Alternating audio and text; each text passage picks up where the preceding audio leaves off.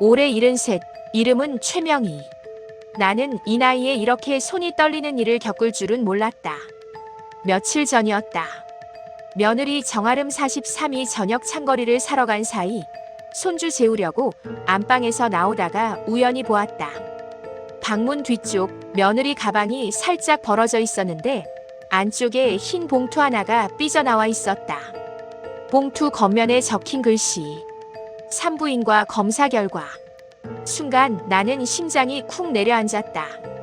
아름이가 둘째를. 기쁜 마음이 문득 올라왔지만 곧 이상함이 밀려왔다. 며느리는 몇 주 전까지만 해도 계속 피곤하다며 숨도 제대로 못 쉬었고 아들 윤석 45은 요즘 야근이 많다며 집에 잘 들어오지도 않았다. 둘 사이 분위기도 최근 들어 묘하게 어색했고 나는 조심스레 봉투를 꺼냈다. 절대 열지 말자. 그렇게 다짐하면서도 손가락은 이미 봉투 가장자리를 잡고 있었다. 딱! 봉투가 열렸다. 그 안에는 초음파 사진과 의사 소견서가 있었다. 나는 숨을 들이켜고 사진을 확대했다. 작은 생명체 하나. 그리고 사진 구석에 적힌 단어. 파더 등록 없음. 등록 없음. 그 밑에는 더 소름 끼치는 문구가 있었다. 산모 진술 현재 남편과는 임신 시기 불명확. 정확한 부지정 필요. 나는 그대로 주저앉았다. 아름이가 다른 남자와? 순간 현관문이 열리는 소리가 들렸다. 나는 급히 봉투를 다시 가방에 넣고 부엌으로 뛰어갔다. 어머니, 뭐 하세요? 아름이가 평소처럼 밝게 웃으며 들어왔다. 아무것도 몰라 보였다. 그러나 그날 이후 나는 며느리의 집안 곳곳을 조심스럽게 살피기 시작했다. 그리고 며느리가 숨기는 것이 하나가 아니라는 걸 깨닫기까지 오래 걸리지 않았다. 그날 밤 마당에 쓰레기를 버리러 나갔다가 눈에 띈 것이 있었다. 재활용 봉투 위에 얹힌 구겨진 약 봉투. 임신 유지용 호르몬 주사. 이걸 몰래 버린 거였다. 이건 단순한 임신이 아니었다. 무언가 감춰야 하는 임신이었다.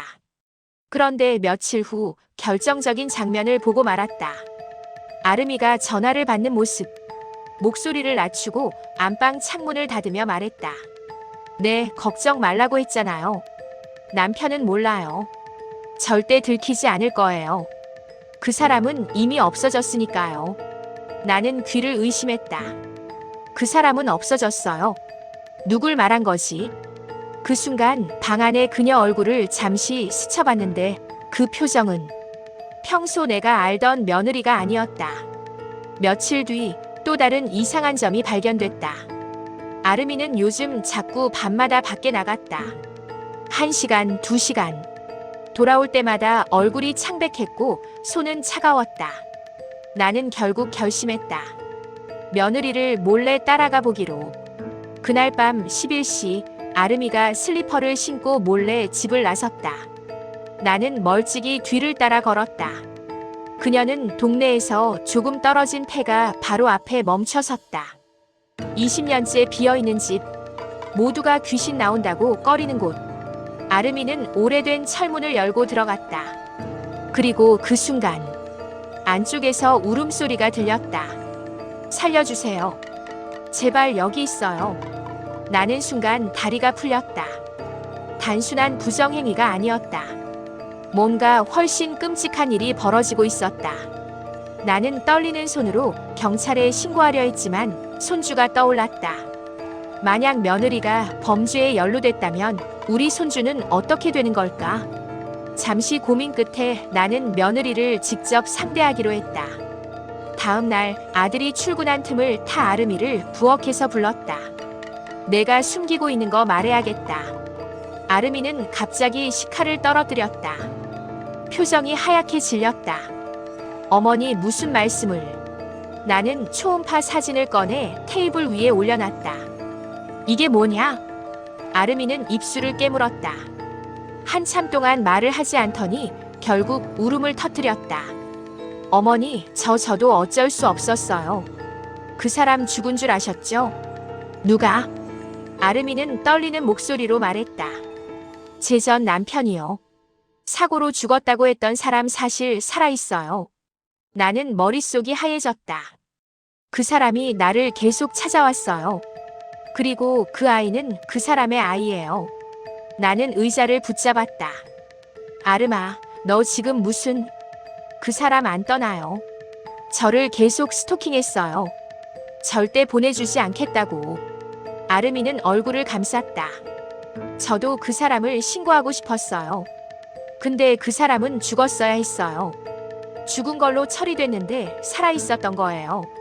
나는 충격으로 말이 나오지 않았다. 그리고 그 사람 최근에 사라졌어요. 며칠째 연락도 없고. 아마 어디에선가 뭐. 아름이는 말끝을 흐렸다. 그래서 저도 무서워요. 그 사람이 다시 올까봐. 나는 속으로 생각했다. 그 남자가 지금 실종된 이유가 혹시 며느리 때문은 아닌지. 하지만 문제는 그게 아니었다. 그날 밤 나는 아들 방에서 아름이의 비밀 노트를 발견했다. 거기엔 충격적인 말이 적혀 있었다. 그 사람은 절대 없어지지 않아. 그 아이도 그냥 두면 안 돼. 그리고 마지막 장에는 이렇게 적혀 있었다. 그 아이는 윤석의 아이가 아니야. 하지만 이 집의 아이야. 이 집의 아이? 그 말이 무슨 뜻인지 나중에서야 알게 되었다. 며칠 뒤 아들이 출근하자마자 아름이가 내 방으로 뛰어왔다. 어머니, 큰일 났어요. 그녀는 손에 쪽지 하나를 들고 있었다. 떨리는 목소리로 말했다. 침대 옆에 이게 있었어요. 누가 집안에 들어온 것 같아요. 쪽지에는 짧게 적혀 있었다.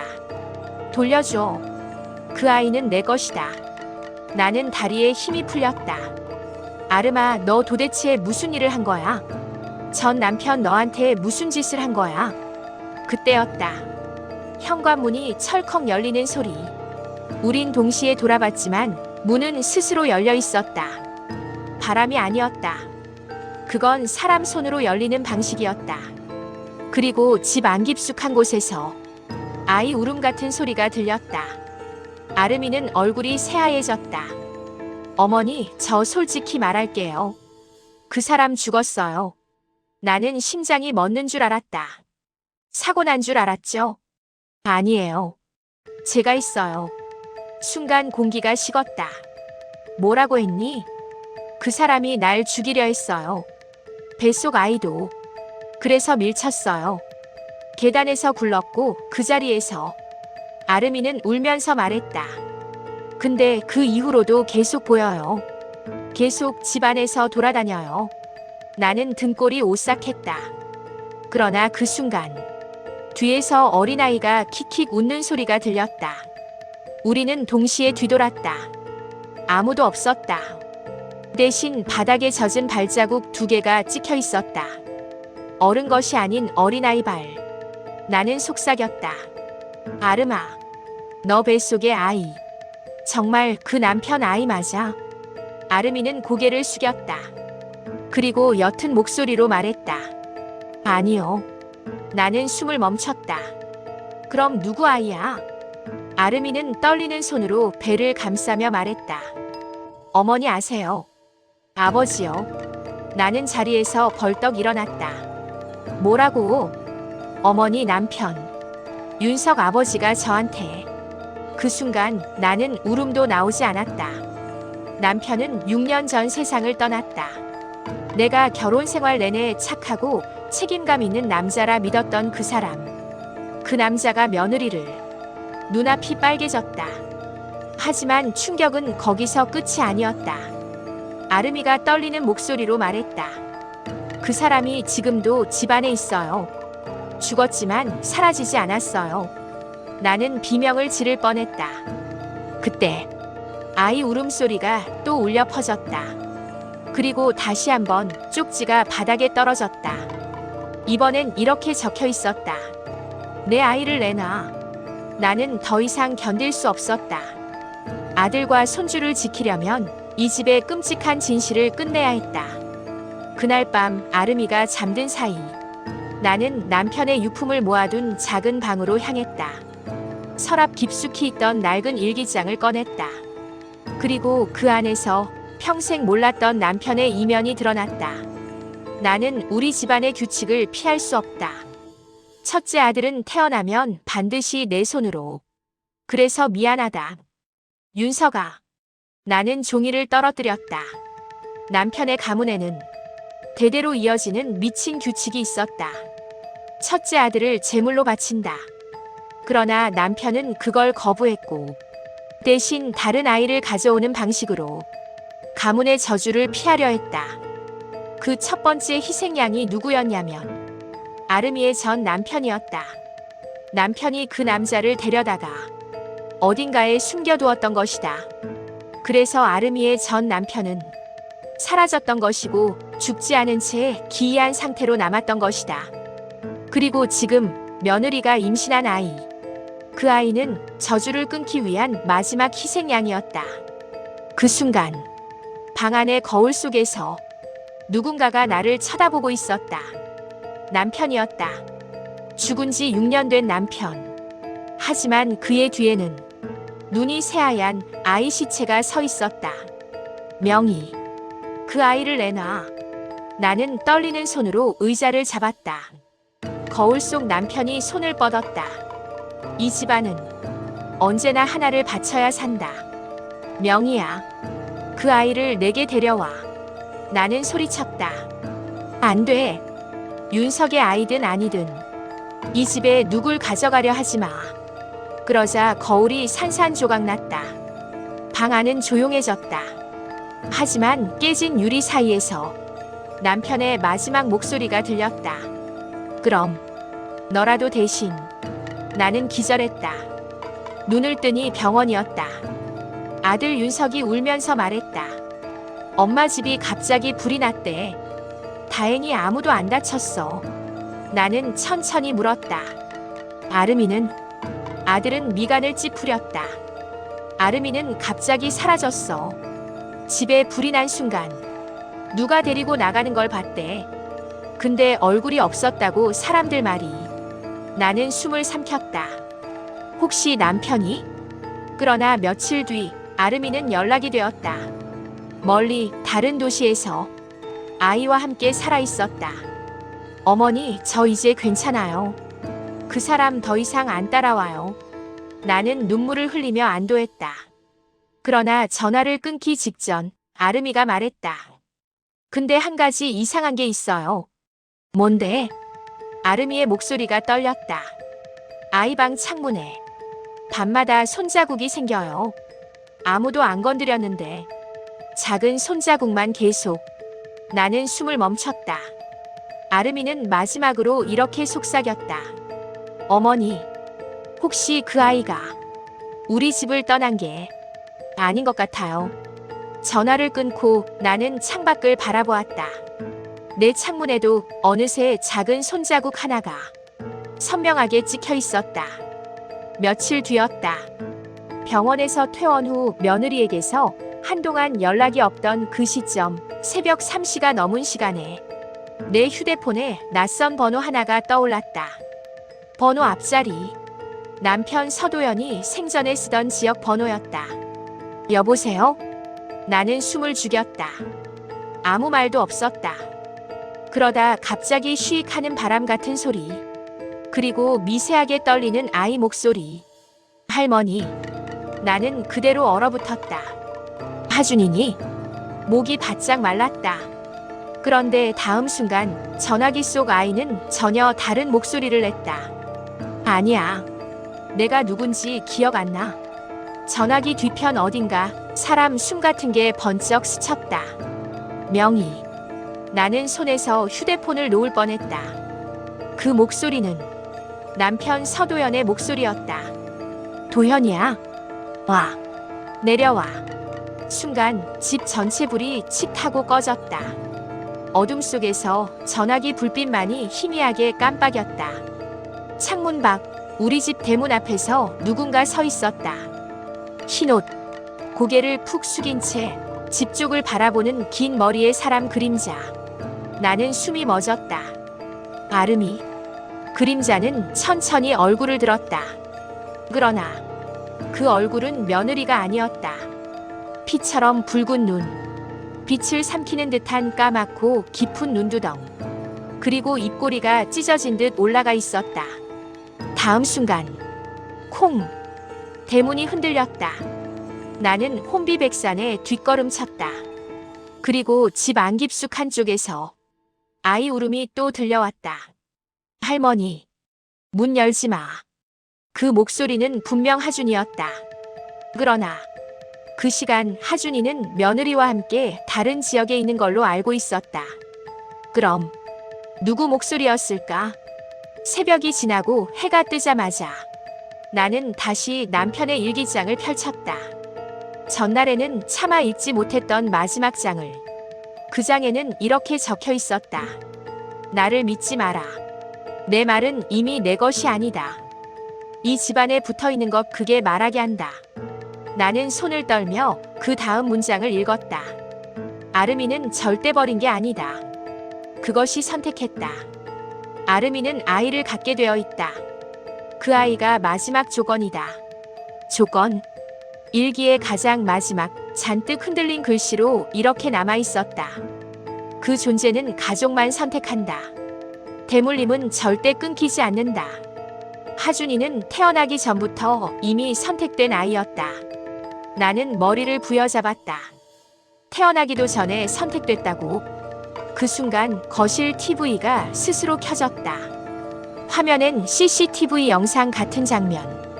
또렷한 화질이 아니라 떨림이 심했는데 그 안에서 내 며느리 정아름이 폐가 안으로 들어가는 모습이 보였다. 그리고 그 뒤 한 발자국 늦게 따라 들어가는 그림자 하나. 그 그림자는 사람도 아니고 짐승도 아니었다. 몸의 형태는 사람인데 관절이 반대로 꺾여 있었다. 그 괴상한 실루엣이 멈춰서서 카메라를 직시했다. 그리고 어린아이 같은 목소리로 말했다. 이젠 너희 집 차례야. TV는 그 말만 남긴 채 꺼졌다. 나는 그 자리에 주저앉았다.